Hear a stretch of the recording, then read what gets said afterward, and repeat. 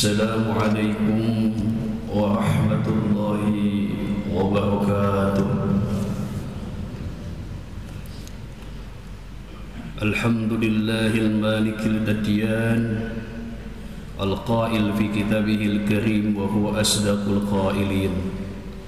Syahr Ramadan alladhi unzila fihi al-Qur'an hudan lin-nasi wa bayyinatin minal huda wal furqan.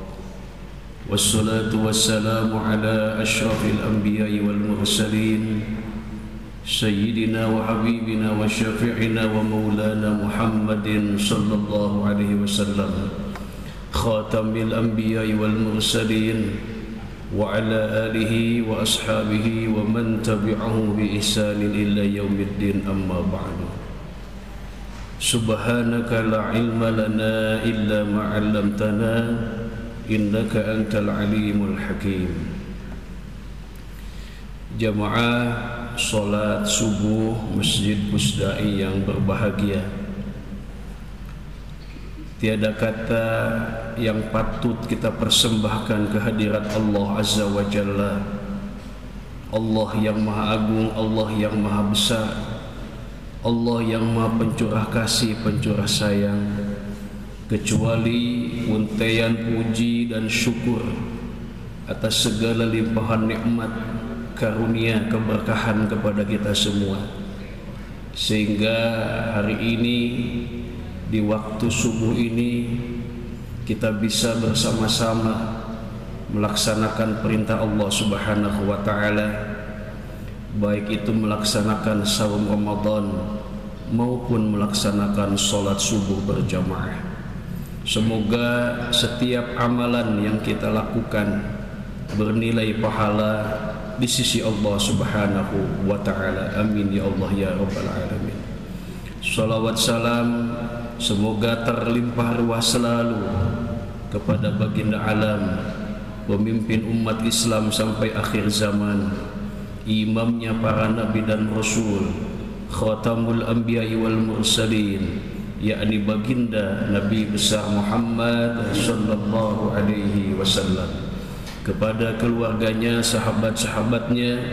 Semoga keberkahan salawat dan salam sampai kepada kita selaku umatnya. Amin ya Allah ya Rabbal Alamin. Jamaah sekalian yang berbahagia, dalam sebuah hadis yang diriwayatkan oleh Imam Ad-Dailami yang diterima dari Ibnu Abbas, baginda Rasulullah sallallahu alaihi wasallam bersabda, arba'un man u'tiyahunna faqad u'tiya khairad dunya wal akhirah, lisanun zakirun wa qalbun syakirun wa badanun alal bala'i sabirun wa zawjatun la tabghihi khawfan fi nafsiha wala malih. Artinya ada 4 perbuatan, ada 4 amalan yang kalau kita semua melaksanakan 4 amalan ini ada dalam diri kita, maka kita akan mendapatkan khairud dunya wal akhirah. Kita akan mendapatkan kebaikan dunia dan kebaikan di akhirat. Berbicara kebaikan di dunia, tentunya segala hal yang kita lakukan, ketika itu semua kita lakukan dengan ikhlas karena Allah Subhanahu wa ta'ala, maka setiap perbuatan yang kita lakukan itu akan mengandung kebaikan. Kalau dia seorang pejabat, maka dia akan mendapatkan kebaikan dari jabatannya. Kalau dia seorang pengusaha, maka dia akan mendapatkan kebaikan dari usaha yang dia lakukan. Kalau dia seorang kiai, tentunya dia akan mendapatkan kebaikan dari ilmu yang diberikannya. Kalau dia seorang mahasiswa, dia seorang pelajar, seorang dosen, seorang ataupun profesi apapun kita hari ini, maka dengan profesi kita itulah kita akan mendapatkan kebaikan. Jabatan yang berkah, karir yang semakin sukses, harta yang semakin membawa kebaikan dan keberkahan. Itulah sesungguhnya kebaikan di dunia. Kebaikan di akhirat kita mengharapkan dimasukkan ke dalam surganya Allah Subhanahu wa ta'ala. Bagaimana caranya? Yang pertama kata baginda Rasulullah sallallahu alaihi wasallam, lisanun zakirun. Lisan yang selalu berzikir kepada Allah Subhanahu wa ta'ala. Zikir itu arti sederhananya adalah mengingat. Yang kita ingat siapa? Allah Subhanahu wa ta'ala. Dalam Al-Quran surah Al-Ahzab, Allah Subhanahu wa ta'ala berfirman, a'udzubillahi minasyaitonir rajim, bismillahirrahmanirrahim, ya ayyuhalladzina amanu zkurullaha dzikran katsira wasabbihuhu bukratan wa asila. Wahai insan yang beriman, hendaklah kalian semua mengingat Allah Subhanahu wa ta'ala dzikran katsira, yaitu dengan mengingat sebanyak-banyaknya, dengan zikir yang sebanyak-banyaknya. Wasabbihuhu bukratan wa asila, dan bertasbihlah kalian kepada Allah baik di kala pagi maupun di kala sore. Jadi ini jelas perintah kepada orang yang beriman, ingatlah kepada Allah dengan sebanyak-banyaknya. Caranya bagaimana? Caranya tentunya sebagaimana yang sudah dicontohkan oleh baginda Rasulullah SAW. Kita banyak mengucapkan kalimat tasbih, kita banyak mengucapkan kalimat tahmid, kita banyak mengucapkan kalimat takbir dan kalimat tahlil, mengucapkan subhanallah, alhamdulillah, wa la ilaha illallah, wallahu akbar, wa la hawla wa la quwwata illa billahil aliyil azim. Pokoknya rutinitas kita, kebiasaan kita setiap ba'da salat itu bagian dari zikir kepada Allah Subhanahu wa ta'ala. Mengucapkan kalimat tasbih subhanallah artinya maha suci Allah. Mengucapkan kalimat tahmid alhamdulillah segala puji hanya milik Allah.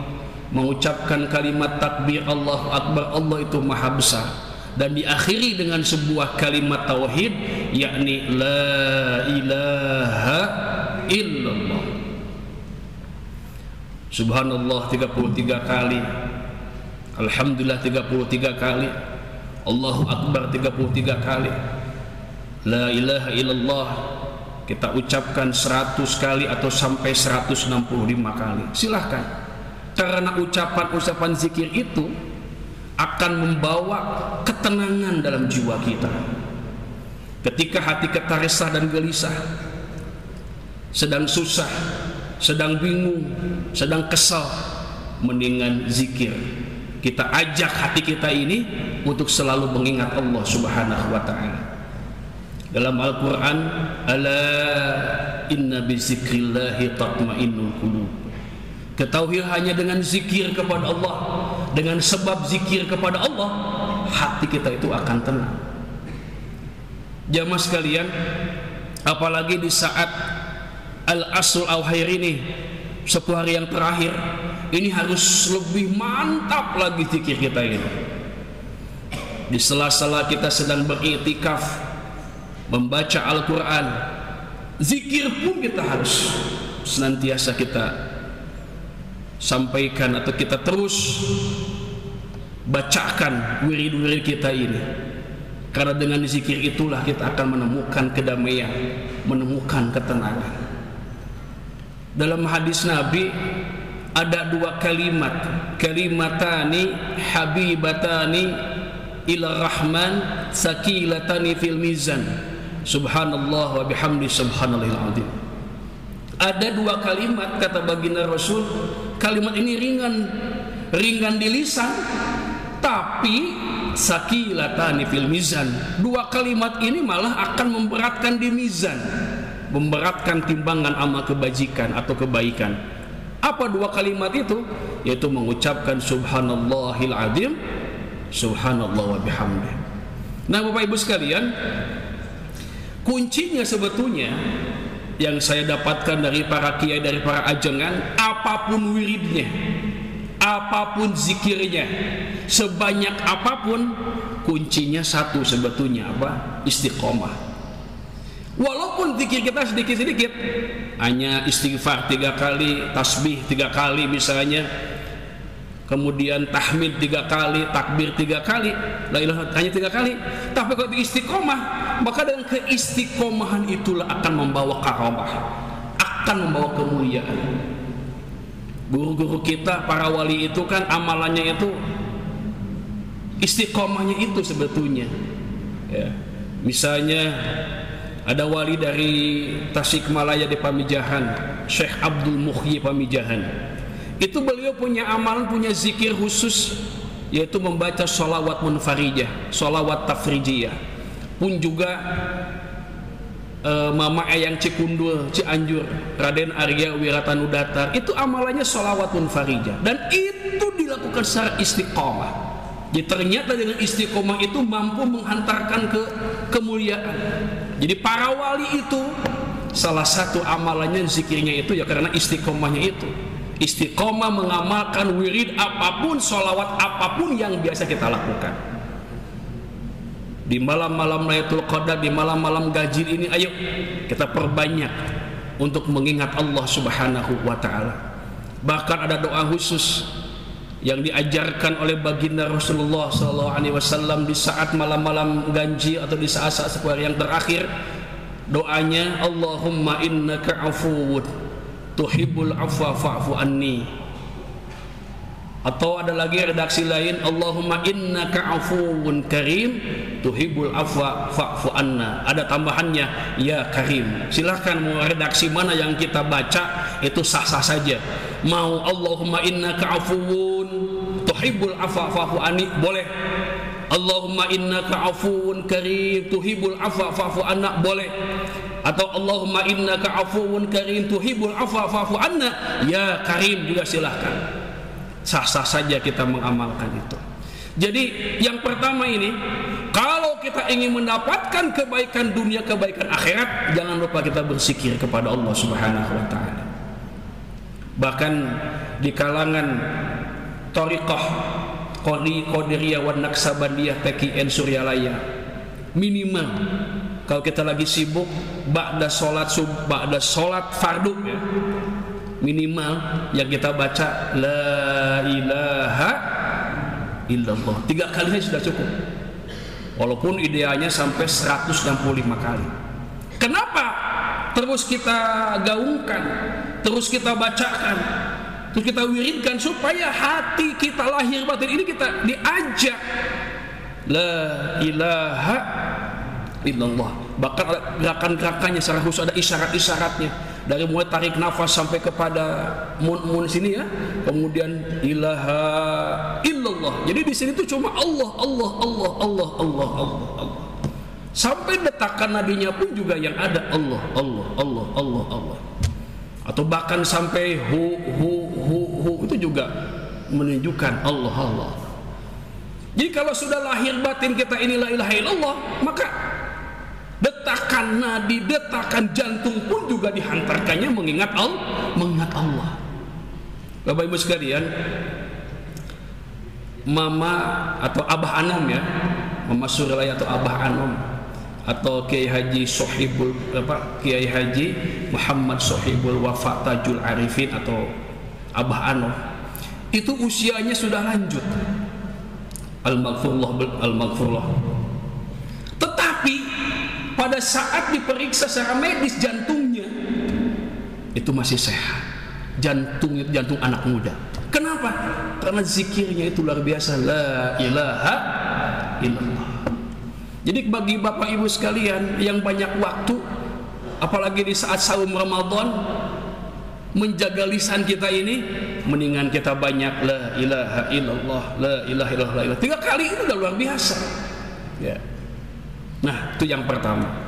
Yuk, ajak hati kita ini untuk terus dihantarkan mengingat Allah Subhanahu wa Ta'ala. Yang kedua, wa qalbun syakir, hati yang selalu bersyukur kepada Allah Subhanahu wa Ta'ala. Kata Imam Al-Ghazali, dalam kitab Ihya Ulumuddin, cara bersyukur itu kan 3. Pertama, bil qalbi. Kedua, bil lisan. Yang ketiga, bil arkan atau dengan amal, dengan anggota badan. Bagaimana bersyukur dengan hati itu? Dengan kita senantiasa memahami, mentafakuri ciptaan Allah Subhanahu wa taala, yang kemudian kita bersyukur atas nikmat Allah Subhanahu wa taala. Hati kita ini dihantarkan, diajak untuk selalu mensyukuri nikmat Allah. Dengan lisan, yaitu dengan banyak kita berzikir. Dengan anggota badan, kita buktikan dengan kita melaksanakan dengan istiqomah melaksanakan perintah Allah, itu syukur bil arkan. Secara umum Bapak Ibu sekalian, apapun yang sekarang kita rasakan, yang kita nikmati, nikmat Allah Subhanahu wa taala wajib kita syukuri. Walaupun terkadang kita selalu mengukur ya Bapak Ibu, lamun ayeuna syukur teh nalika boga duit misalnya, naik jabatan, gaduh bumi gitu kan, itu memang wajar, itu ukuran kita, ukuran materinya. Tapi kan bukan hanya itu, ada 2 nikmat kata baginda Rasul. Manusia itu kebanyakan lupa dengan 2 nikmat itu. Apa yang 2 nikmat itu? Yang pertama kata baginda Rasul, nikmat sehat. Yang kedua, wal firog, nikmat kesempatan atau nikmat waktu. Silakan saja. Kita kadang-kadang nggak nyadar, sehat ini merupakan nikmat yang selalu dilupakan oleh umat manusia. Jadi kalau misalnya hanya ngukurnya kalau punya uang, ya uang itu juga akan habis juga. Apa Bapak Ibu sekarang di dompet itu punya uang 1 juta? Apa itu milik Bapak Ibu? Belum tentu. Kenapa? Karena yang kita miliki itu, kalau makanan nih, kita punya makanan, ceritanya kita punya makanan di meja makan itu, kita nyimpan makanan, tahu-tahu dimakan sama anak kita, berarti bukan rezeki kita. Nggak usah marah, itu berarti rezekinya anak kita kan gitu. Loh, saya udah nyimpan makan, saya simpen supaya nanti pas buka mau dimakan, tahu-tahu dimakan anak kita.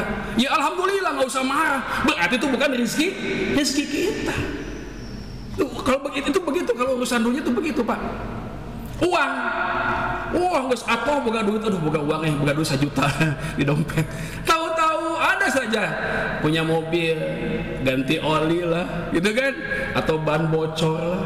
Coba, gimana itu? Berarti bukan milik kita sesungguhnya. Maka dari itu, hakikat harta yang kita miliki Bapak Ibu sekalian, yang kita sedekahkan di jalan Allah Subhanahu wa taala, yang ada di dompet kita, yang ada di tabungan kita, yang ada di deposito kita, belum tentu itu milik kita. Silahkan saja kita lihat, karena yang kita miliki itulah yang kita sedekahkan. Maka kalau ngukurnya hanya materi saja, ya seperti itulah adanya. Tetapi Bapak Ibu sekalian, ketika kita mengukur atau nikmat yang tadi saya sampaikan itu, nikmat sehat, saat Bapak Ibu sakit baru terasa nikmat sehat itu. Dan sehat itu tidak perlu bayar. Ya, perlu bayar nggak Pak? Nggak perlu. Sakit bayar nggak? Bayar. Oh, ada BPJS, bayar tetap. Ya kan? Ya bayarlah. Saya pegawai negeri kan dipotong gaji saya itu untuk BPJS. Ya, bayar tetap. Tapi sehat, nggak perlu bayar ke Allah itu. Cukup syukuri nikmat sehat itu. Ya. Kedua apa? Waktu. Nah ini nikmat waktu, nikmat usia Allah berikan kepada kita, tapi sering manusia itu lupa dengan nikmat waktu itu. Dikasih usia, dikasih waktu supaya kita rajin beribadah kepada Allah, tapi kita sering lupa. Dikasih waktu untuk mencari ilmu, tapi tidak mau mencari ilmu. Dikasih waktu untuk terus silaturahim, tapi juga tidak kita lakukan. Rugi Pak. Waktu terus berjalan, waktu terus melangkah, tidak terasa. Dan usia yang sudah kita lewati itu tidak akan mungkin kembali. Maka kata Imam Ibnu Athaillah dalam kitab hikamnya itu, ma fata min umurika la iwadalahu wa ma hasalaka la qimatalah. Sesuatu yang sudah lewat Ma fata min umurika, sesuatu yang sudah lewat dari umurmu tidak akan pernah kembali lagi. Bapak Ibu, tidak akan kembali waktu yang kemarin itu. Nah, sekarang kita ini sedang terus menikmati di hari-hari yang terakhir ini bersama Ramadan sampai kepada akhir kita pelaksanaan ibadah saum Ramadan. Jangan sampai kita sia-siakan, karena cepat sekali. Apakah waktu usia kita hari ini kita bisa bertemu dengan Ramadan? Alhamdulillah. Tapi apakah tahun yang akan datang? Tahun yang akan datang, masihkah kita bisa bertemu dengan Ramadan? Wallahu a'lam, hanya Allah yang Maha mengetahui. Maka manfaatkan waktu ini, kita syukuri untuk terus taqarrab ilallah, mendekatkan diri kepada Allah Subhanahu wa taala. Syukuri waktu kita ini, syukuri sehat ini, untuk kita hantarkan jiwa kita ini semakin mantap spirit Ramadan kita, semakin mantap ruh kita ini untuk terus mendekatkan diri kepada Allah Subhanahu wa taala. Yang ketiga, wa badan alal bala'i sabirun. Fisik kita ini ketika diuji selalu sabar. Sabar itu artinya menahan diri. Kita mampu mengendalikan diri bagaimana menghadapi segala macam cobaan dari Allah Subhanahu wa taala. Sabar ini kan tanpa batas.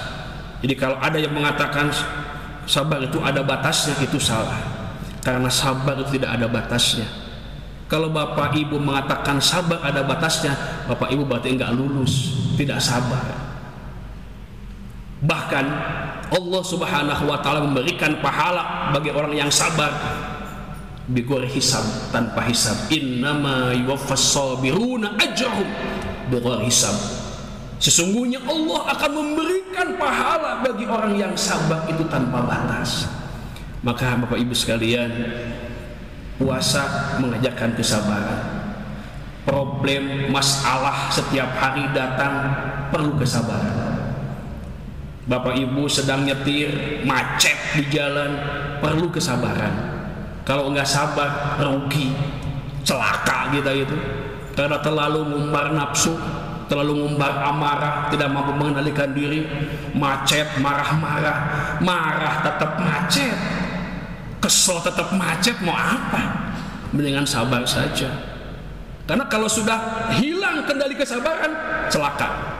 Tidak sedikit di jalan Bapak Ibu ya, nggak kontrol jiwa, nggak kontrol kesabaran, apalagi merasa dirinya hebat, apalagi maaf ya, di mobil nyimpen pistol misalnya, langsung karena dia merasa hebat diselip orang, marah, langsung dipepet, langsung di, naudzubillah tuh, silaka lah sudah seperti itu, rugi yang begitu itu. Kenapa ruginya? Dia nggak mampu menahan jiwa, menahan hawa nafsunya, tidak mampu menahan atau menjaga kesabarannya. Nah, inilah kita semua ini, kalau kita mampu sabar, kita akan diangkat derajatnya oleh Allah Subhanahu wa taala. Para nabi, para rasul, kenapa kemudian ada spesifik ulul azmi? Ya, Nabi siapa? Nabi Musa, Nabi Ibrahim, Nabi Muhammad, Nabi Isa, Nabi Nuh, ya ulul azmi. Mereka hebat-hebat itu kenapa? Karena mereka mampu menjaga kesabaran, tahan dengan berbagai ujian, sehingga diangkat derajat oleh Allah Subhanahu wa taala. Jadi kalau kita ingin sukses itu memang harus sabar. Pelajar harus sabar kalau ingin sukses, ya kan? Kita juga sama. Kalau nggak sabar, nggak bakalan tercapai apa yang diinginkan. Bapak Ibu hari ini sukses sebagai apapun, pasti awalnya sabar menjalani setiap kehidupan itu. Karena hakikatnya kan semua itu sudah diatur oleh Allah. Hanya bagaimana kita bisa menyikapinya. Masalah itu pasti akan datang, nggak ada yang tidak ada masalah. Jalan saja nggak mungkin lurus, ada beloknya. Jalan nggak mungkin mulus, pasti akan ada saja lubang-lubang itu kan. Ada kadang-kala nanjak, tapi akan ada turun pasti akan ketemu nanjak. Itulah kehidupan, dan itu semua sudah disetting oleh Allah. Siapa di antara kita yang kesabarannya teruji, yang siap menghadapi setiap masalah, itulah orang yang sukses. Tapi kalau kita gagal di saat perjalanan, ya gagal juga kehidupan kita ini. Maka kesabaran kita jaga. Sakit, Allah sayang kepada kita. Diuji oleh apapun, Allah sayang kepada kita. Dalam hadis, idza ahabballahu 'abdan ibtalahu. Apabila seorang hamba dicintai oleh Allah, maka dia akan diuji oleh Allah Subhanahu wa taala. Yang keempat, yang terakhir, punya istri yang taat kepada suami, istri yang solehah. Ini merupakan hantaran kebaikan yang akan didapatkan. Bapak Ibu sekalian, semoga di penghujung Ramadan ini spirit rohani kita semakin terjaga. Ujiannya memang semakin berat, malas, ngedul, nguled, ya kan? Ke masjid sudah pokoknya pikirannya itu sudah Lebaran, nggak usah mikirin Lebaran, biasa aja nanti juga Lebaran itu bakal bisa jadi Lebaran itu Pak, satu Syawal yang penting kan, mau nanti tanggal 21 atau tanggal 22 nggak masalah, yang penting satu Syawal selesai, kan begitu ya, nggak usah, biarkan saja, karena Idul Fitri itu hanya akan diberikan Allah bagi orang yang berpuasa. Jadi manfaatkan semaksimal mungkin ibadah kita ini, iktikaf yang mantap, iktikaf yang khusyuk, zikir kepada Allah semakin kuat, semakin banyak. Jangan lupa tilawah Al-Qur'annya, kemudian doa-doanya terus. Bapak Ibu, sebagai penghujung dari ceramah saya ini, dalam sebuah hadis qudsi saya baca dalam kitab Duratun Nasihin yang ditulis oleh Syekh Ahmad Al-Khubawi. Setiap malam saat Ramadan Allah panggil 3 orang ini. Apa yang Allah panggil? Hal min taibin fa'atubulah. Siapa di antara kalian jamaah Fusdai yang hari ini malam ini bertaubat kepada aku, kata Allah, aku akan terima taubatnya. Wahal min sa'il, siapa di antara kalian yang itikaf di Masjid Fusdai ini kemudian meminta kepadaku, aku akan kasih apa yang kau minta. Apa sih yang kau minta, aku akan beri. Dan yang ketiga, wahal min mustaghfirin fa astaghfirullah, siapa di antara kalian yang beristighfar kepadaku, mohon ampun kepadaku, fa astaghfirullah, aku akan terima istighfarnya. 3 panggilan ini Allah panggil kepada kita semua. Mari kita sambut panggilan Allah ini dengan berbagai macam ibadah. Tapi ada kelompok manusia yang rugi, yang tidak akan mendapatkan apapun dari Allah. Apa? Siapa mereka? 1, orang yang durhaka kepada kedua orang tuanya. Yang kedua, orang yang suka ngadu domba. Yang ketiga, orang yang bermusuhan. Itu tidak akan pernah mendapatkan apapun, termasuk di malam Lailatul Qadar. Semoga Allah Subhanahu wa taala memberikan kekuatan lahir dan batin, memberikan semangat jiwa kita, rohani kita, ruh kita untuk terus la ilaha illallah, kita hantarkan terus mendekatkan diri kepada Allah Subhanahu wa taala. Semoga amalan ibadah kita diterima oleh Allah Subhanahu wa taala dan kita semua menjadi insan Idul Fitri yang kembali kepada kesucian, dan tentunya semoga menjadi manusia yang bertakwa. Amin amin ya rabbal alamin. Sekian dan demikian. Terima kasih atas segala perhatiannya. Mohon maaf apabila ada salah dan khilaf. Saya akhiri, hadanallahu wa iyyakum ajmain, wallahu muwaffiq ila aqwamit thariq. Wassalamu alaikum warahmatullahi wabarakatuh.